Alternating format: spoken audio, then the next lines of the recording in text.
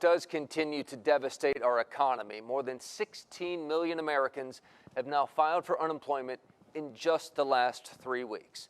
First, we smashed the record when 3.3 million people filed for unemployment in a single week. Then we smashed it again when 6.9 million filed. And we just got the numbers for last week. 6.6 million more people filed for unemployment.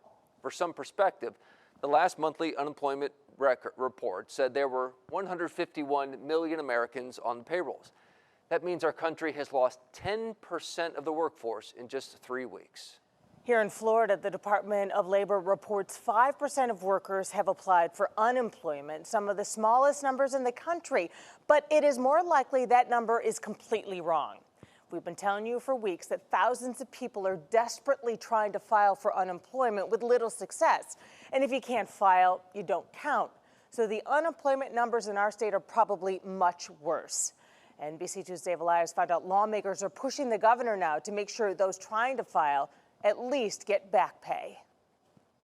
Well, I've talked to a lot of people today who say they are worried that they are not going to get paid for the whole time they've been laid off simply because they've been unable to file for unemployment. Tonight, they are pleading with the governor to change that. I've gone online, tried to fill out the application there. I've gone on their phone lines. Damian Randolph trying for 2 weeks now to file for unemployment on the state's failed website. People need their money now. But the state only starts paying you once your application is approved. If we had to owe the government money, they definitely would make sure that they got their money before anything else was done.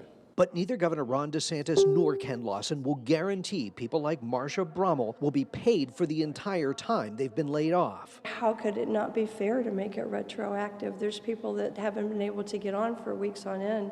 That's not their fault that they couldn't do that. State Representative Dane Eagle agrees. People have been deprived of their gainful employment, and it is up to the government to compensate them for that. Democrat Anna Eskamani, though, wants unemployment benefits extended past the 12-week limit, and she wants to raise the $275 a week payment. It seems like a very easy thing to do, and it's something that every Floridian deserves. It was not their fault that the website doesn't work.